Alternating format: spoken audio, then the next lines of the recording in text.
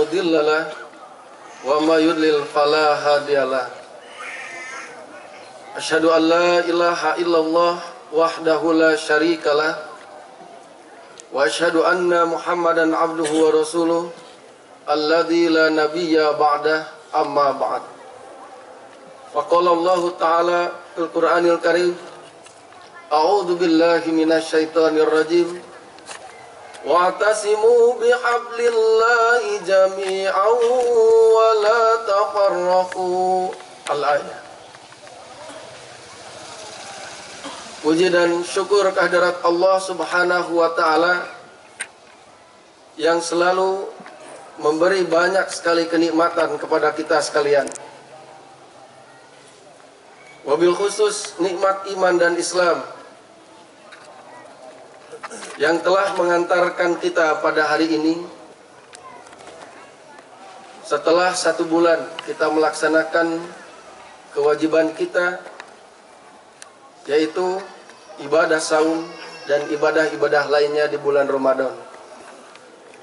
Dan kita berdoa dan berharap mudah-mudahan apa yang sudah kita lakukan di bulan Ramadan, saumnya, tarawihnya, ibadah apapun yang kita lakukan diterima oleh Allah Subhanahu wa Ta'ala. Oleh sebab itu para sahabat, kalau saling berpapasan pada saat hari Id, satu dan yang lainnya, kenapa mengucapkan taqabbalallahu minna wa minkum? Semoga Allah menerima amal ibadah kita yang dilakukan di bulan Ramadan. Karena Rasulullah Shallallahu Alaihi Wasallam menjanjikan, sebagaimana dalam hadis yang diriwayatkan Al-Imam Al-Bukhari, man shoma Ramadana imanan wa ihtisaban. Siapapun yang melaksanakan saum Ramadan karena iman dan ikhlas lillahi ta'ala, ghufira lahu ma taqaddama min dzambi, maka akan diampuni semua dosa-dosa yang telah lalu. Artinya bahwa ketika doa kita panjatkan antara satu dengan yang lain, berharap diterima semua ibadah, wabil khusus saumnya, maka saat itulah, saat Allah mengabulkan doa itulah, dosa-dosa kita dihapus oleh Allah Subhanahu wa Ta'ala. Hadirin aidin wal aidat rahimakumullah, para ahli sejarah rata-rata membagi fase perjuangan menjadi 2. Ada fase sebelum tahun 1900 dan ada fase setelah 1900. Yang dibicarakan dan paling muncul pada masa perjuangan untuk memperjuangkan kemerdekaan sebelum 1900 adalah masalah kolonialisme, terutama perjuangan yang saat itu belum menyatu dalam skala nasional.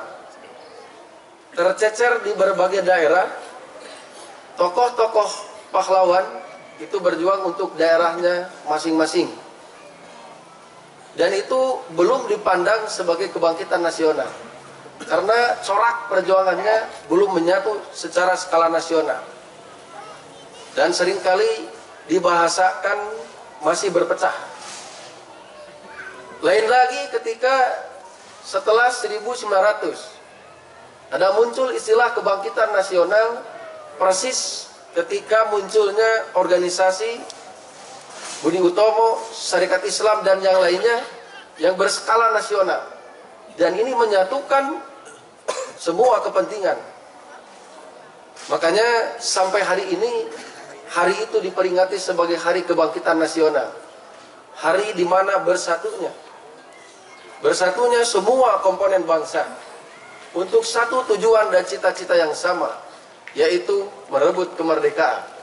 Makanya dalam Pancasila, itu pada sila ketiga, ada poin persatuan Indonesia.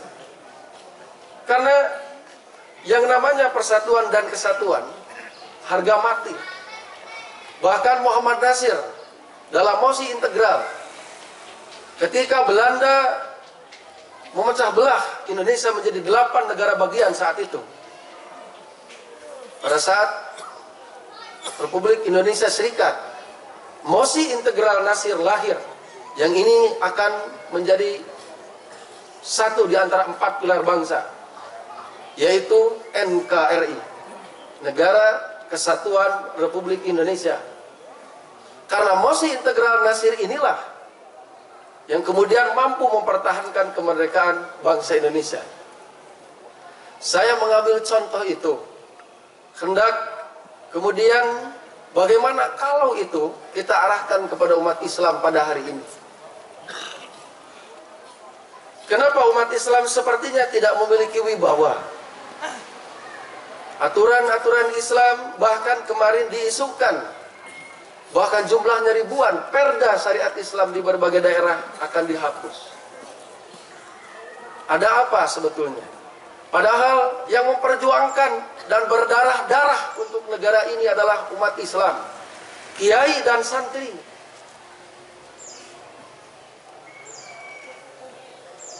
Di dalam buku Api Sejarah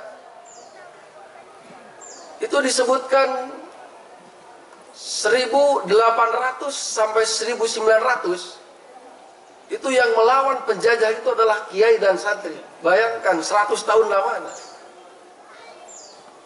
Bahkan yang merumuskan Pancasila, yang awalnya dari Piagam Jakarta hingga kemudian menjadi Pancasila, itu kan para kiai. Ada komponen beberapa kiai, ada Wahid Hashim dari Nahdlatul Ulama, ada juga Ki Bagus Hadikusumo dan lain.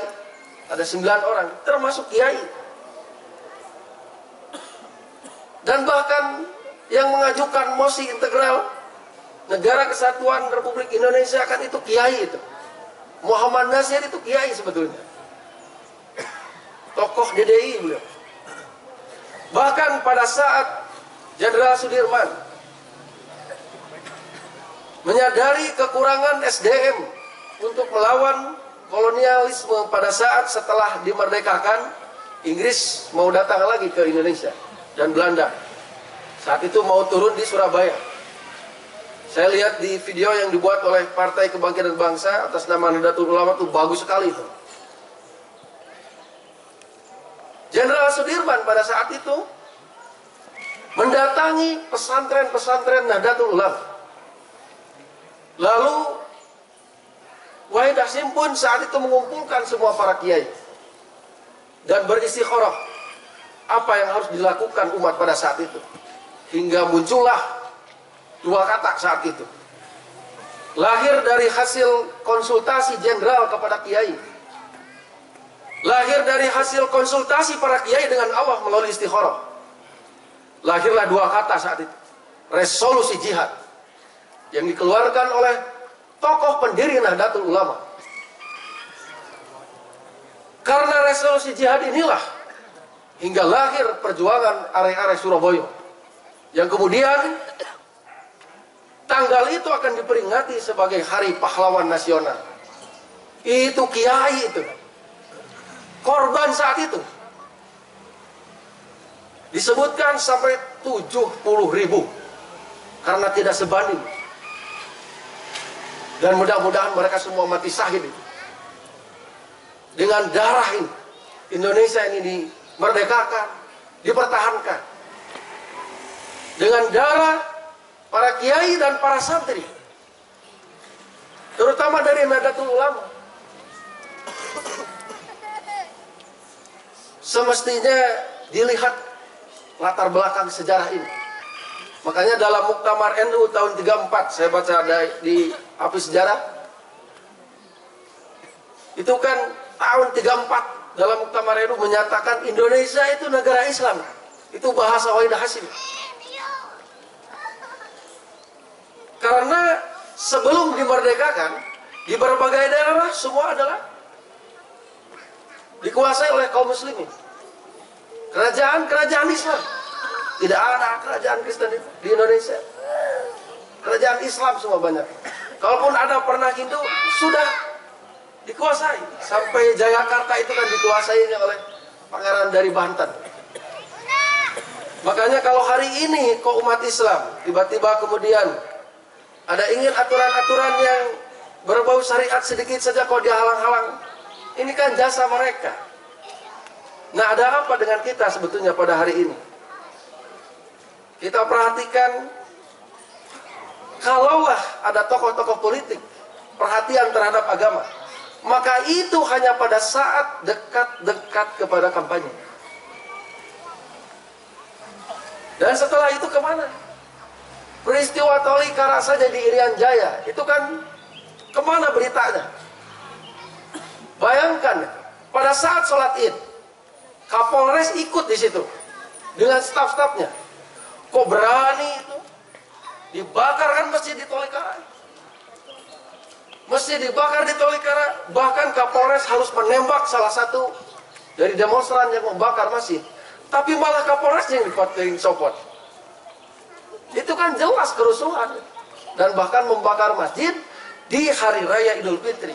Kemana beritanya sekarang? Seandainya di sini ada yang dibakar, tidak akan tinggal dia. Karena kita tidak tahu apa sebetulnya keinginan para pemangku jabatan hari ini. Kok untuk urusan yang berbau Islam sepertinya tidak terlalu dipentingkan. Tapi urusan bab gereja, kenapa kok sampai dikawal gitu? Saya belum mendengar pengawalan untuk masjid. Di berita baik sekarang maupun yang lalu, belum mendengar pengawalan khusus untuk masjid-masjid di hari raya. Tapi kalau berita tentang pengawalan gereja, saya sering mendengar. Tiap tahun saya dengar. Umat Islam, para kiai dan para santri yang sudah berdarah-darah memperjuangkan negara Indonesia ini, semestinya yang dikawal itu masjid. Suatu iman yang sama-sama mengharap ridho dan maghfirah Allah Subhanahu wa taala. Maka pada hari ini kita harus menyadari betapa perpecahan itulah yang mungkin membuat selama ini kita lemah. Seperti halnya perpecahan itulah yang telah membuat kita 350 tahun dijajah oleh Belanda. Dan kita tidak mau itu terulang lagi. Apa yang mengikat umat Islam pada hari ini? Kalau ikatannya adalah ekonomi, bubar sebentar itu ikatan seperti itu, nggak akan lama. Seperti tidak lamanya ekonomi. Saya tidak setuju itu. Kalau ada persoalan umat selalu dikaitkan dengan kesejahteraan ekonomi. Persoalan umat selalu dikaitkan dengan kemiskinan. Orang miskin itu jangan dikira hina itu. Masih punya harga diri itu orang miskin itu. Dengan kemiskinan tidak mesti dia menjual agamanya. Kalau dia sadar dan memiliki ilmu agama yang kuat. Saya suka ceramah di daerah Cicayur di atas sana. Rata-rata memang kondisinya ekonominya tidak terlalu menguntungkan. Bahkan flash disknya Tegaluh gitu. Saya mengatakan kalau perlu ambulan coba hubungi nomor saya, silahkan catat. Saya sudah mau HP. Gak ada yang bawa HP saya 1 jam nggak punya gitu. Tetapi untuk harga diri sebagai umat Islam tidak mau dia menjual untuk kemurtadan. Dan masih ada itu prakteknya sampai hari ini. Itu laporan langsung tuh dari jamaah. Gerejanya masih aktif sampai hari ini. Walaupun memang bukan yang sekitar katanya, dari Cibanteng kebanyakannya. Mereka kan orang tidak punya tempat untuk berkebun, itu katanya nyewa, itu bukan punya sendiri. Jadi bukan kemiskinan persoalan kita hari ini, tetapi persoalan kita hari ini adalah dua. Pertama adalah persaudaraan keimanan yang mulai muncul. Bahwa semestinya umat Islam itu diikat dengan keimanan. Sebagaimana firman Allah Subhanahu wa taala, "Innamal mu'minuna ikhwatun." Tiada lain, orang-orang mukmin itu adalah bersaudara. Maksud ayat ini jelas bahwa ikatan antara Persaudaraan antara orang mukmin itu adalah keimanannya. Karena iman itulah kita kemudian menjadi saudara. Maka khatib suka ada yang mengatakan ikhwatu iman. Ikhwatul iman rahimakumullah. Ikhwatul iman artinya saudara seiman. Karena keimanan itulah yang mengikat kita, persaudaraan antar kita. Atau suka disebut dengan istilah ukhuwah Islamiyah. Persaudaraan se-Islam. Lain lagi dengan silaturahim. Kalau silaturahim sempit. Karena dari lafaz rahimu. Rahimu itu adalah rahimul mar'ah. Rahimnya perempuan. Kalau ada perempuan yang mengeluhkan penyakit rahim disebut imra'atun rahumun. Perempuan yang mengeluhkan penyakit yang ada pada rahimnya. Mohon maaf, kalau di kita ada istilah untuk penyakit rahim kan kanker rahim. Rahim nanti ada hubungan antar satu dan yang lain. Kalau itu diikatkan dengan rahim, maka itu karena kharijina min rahimin wahidatin. Sama-sama keluar dari rahim yang sama. Itulah yang kemudian diartikan oleh para ahli bahasa, ahli tafsir bahwa silaturahim adalah al-ihsanu ilal aqarib. Berbuat baik kepada kerabat. Karena terbatas. Dan itu tidak sekedar seagama saja. Lintas agama pun jadi karena ikatannya adalah ikatan kerabat. Makanya Imam Al-Bukhari ada meriwayatkan beberapa hadis terkait silaturahim, yaitu satu bab tentang silaturahimnya seorang anak kepada ibu yang masih musyrik.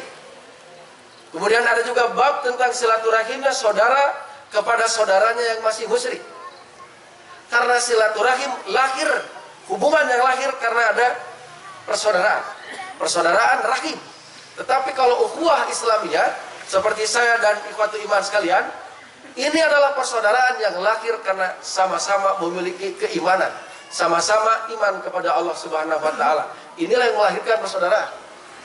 Makanya tidak ada istilah beda-beda aliran, itu nggak ada. Nggak ada istilah beda-beda masjid, kemudian itu perpecahan. Bukan. Biasa saja beda masjid, Aisyah masjid KB mah riweuh atuh. Dibagi-bagi mah supaya ya lebih mudah dan lebih dekat. Ini bukan perpecahan. Pembagian tugas atau bagian daerah sama saja kayak ada Kapolres, ada Kapolsek, ada Kapolda, sesuai dengan kapasitas dan skup lingkungan kerja masing-masing. Bukan sebuah perpecahan. Ada Muhammadiyah, ada NU, kemudian ada Persis. Masing-masing punya garapan sendiri. Dan itu bukan persoalan. Sama-sama bangunan yang sama, bangunan Ahlussunnah wal Jamaah. Nah, persaudaraan iman inilah yang hari ini kelihatannya mulai luntur. Karena kita seperti dibius dengan satu pemahaman aliran lah, perpecahan lah.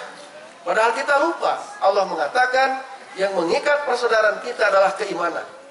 Yang kedua, dan ini terakhir, Allah mengatakan wa'tasimu bihablillahi jami'an. Hendaklah kalian berpegang teguh terhadap tali Allah secara berjamaah, wala tafarraqu, dan jangan berpecah belah. Kalimat i'tisam pada ayat ini oleh Imam Al-Bukhari nanti ada di dalam sahihnya di paling bawah. Ada ungkapan al-i'tisam bil kitabi was sunnah. Karena yang disebut dengan tali Allah pada ayat ini adalah Al-Quran dan As-Sunnah. Betapa tidak? Karena itulah nanti akan menjadi pegangan pokok manakala umat menghadapi persoalan. Kita tidak bisa menghindar dari adanya perbedaan pendapat, tetapi Allah sudah memberikan satu pegangan, satu batasan, perintah. Wa makhtalaftum fi, apapun yang kalian perselisihkan, fahukmuhu ilallah, kembalikan itu kepada Allah, ke Quran. Di ayat yang lain, fa in tanaza'tum fi syai'in, kalau kalian berbeda pendapat tentang masalah apapun dalam agama, farudduhu ilallahi wa rasul, kembalikan kepada Allah dan Rasul, kembalikan kepada Quran dan Sunnah. In kuntum tu'minuna billah wal yaumil akhir, jika kalian beriman kepada Allah dan hari akhir. Ibnu Jarir dalam tafsir At-Tabari dan Ibnu Katsir, kedua-duanya sama mengutip pendapat para ulama, semua sepakat. Siapapun dalam persoalan agama, di dalam perbedaan yang tidak mengembalikan kepada Quran dan Sunnah, tidak dipandang beriman kepada Allah dan hari akhir berdasarkan dilalah lafaz in kuntum tu'minuna billah wal yaumil akhir. Di Quran disebut aqimus sholat, dirikanlah sholat. Kan tidak dirinci bagaimana caranya. Dimulai dari takbiratul ihramnya tidak disebutkan di Quran. Doanya, cara rukunya dan lain tidak disebutkan. Baru dirinci itu di dalam al-hadis. Kata Rasulullah, "Shallu kama ra'aitumuni usolli." Salatlah kalian seperti kalian melihat aku salat. Rasul yang menjadi contoh, dan itu diabadikan di dalam sunnah. Sunnah adalah apa yang Nabi katakan, apa yang Nabi lakukan, dan apa yang Nabi setujui dari perbuatan sahabat. Maka tidak mungkin dan mustahil memisahkan antara Al-Quran dan As-Sunnah. Bahkan kalau memisahkan Quran dan Sunnah, tahun 70 sudah keluar fatwa dari MUI. Pada saat itu ada aliran Isa Bugis yang mengingkari Sunnah, disebut aliran inkar Sunnah. Sudah keluar fatwa itu tahun 70. Bahkan MUI membuat semacam 10 kriteria sat. Itu diantaranya adalah mengingkari Sunnah, dan poin yang kelima adalah menafsirkan Al-Quran tidak menggunakan kaidah tafsir. Kaidah tafsir yang dimaksud itu di dalam tafsir Ibnu Katsir Muqaddimah bab 1 jilid 1 disebutkan, hendaklah ayufassarul Quran bil Quran wa yufassarul Quran bil hadis. Hendaklah Al-Quran ditafsirkan dengan ayat yang lain, juga Al-Quran ditafsirkan dengan hadis Rasulullah. Fa illam tajid, kalau kemudian kita tidak mendapati, ayufassarul Quran bi aqwali sahabah. Hendaklah Al-Quran ditafsirkan dengan aqwali sahabah. Inilah nanti yang kemudian disebut dengan istilah tafsir bir riwayat. Saya yakin selesai sebetulnya masalah umat seandainya para tokoh ilmunya, para tokoh ulamanya mau berkumpul, bersatu, dan kemudian menetapkan kaidah-kaidah baku ini yang sudah ditetapkan oleh MUI. Dan insya Allah sebetulnya apapun persoalan pasti selesai. Hanya kuncinya adalah tempatnya. Jangan kemudian di luar, harus di tempat yang khusus, di masjid. Kemudian tokoh yang bicaranya harus memiliki kapasitas. Kemudian mediatornya minimal MUI misalnya. Kalau ada persoalan seperti itu, saya pikir nggak akan panjang dan tidak akan ada buntut apapun kalau kemudian mau ada pembahasan seputar perbedaan di antara umat. Ikhwatu iman yang sama-sama mengharap ridho dan maghfirah Allah Subhanahu wa taala. Dan yang paling prinsip ini yang jarang diketahui, bahwa perbedaan itu selama bukan perbedaan akidah seperti antara Ahlus Sunnah dengan Syiah. PBNU tahun 97 sudah mengeluarkan sikap. Ahlus Sunnah adalah Ahlus Sunnah, Syiah adalah Syiah, karena berbeda akidah. Dari syahadatnya sudah beda.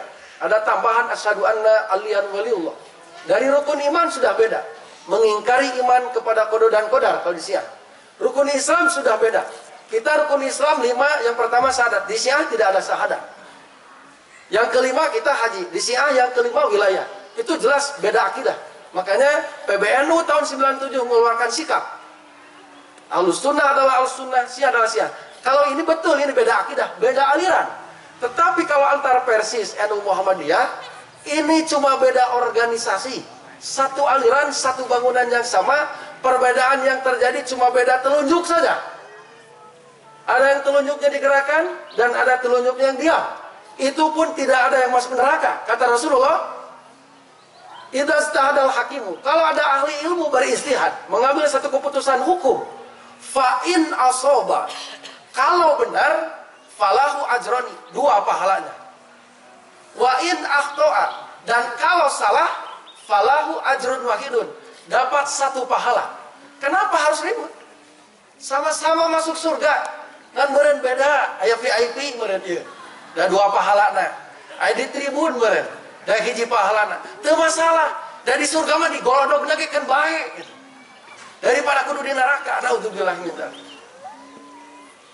Ini yang semestinya masyarakat secara umum mengetahui, hingga kemudian jangan timbul lagi ada perpecahan, ada konflik dan lain-lain yang sekarang kan seperti sedang dibuat tuh. Di Mekah tuh, di Madinah, luar biasa. Apa itu? Bom bunuh diri yang dilakukan orang yang pakai sorban seperti sorban umat Islam, pakai baju seperti baju umat Islam. Ajaran apa ini seperti ini? Di bulan Ramadan berbuat seperti ini. Tidak ada istilah bom jihad seperti ini. Konyol itu namanya itu. Konyol itu. Apalagi ini dekat Masjid Rasulullah. Seandainya yang seperti itu ada di sini, itu wajib itu diperangi seperti itu. Kata Rasulullah, fa idza laqitumuhum. Kalau ada yang seperti ini yang seenaknya saja ini mengkafirkan orang lain. Kemudian juga menafsirkan serampangan, fa idza laqitumuhum faqtuluhum.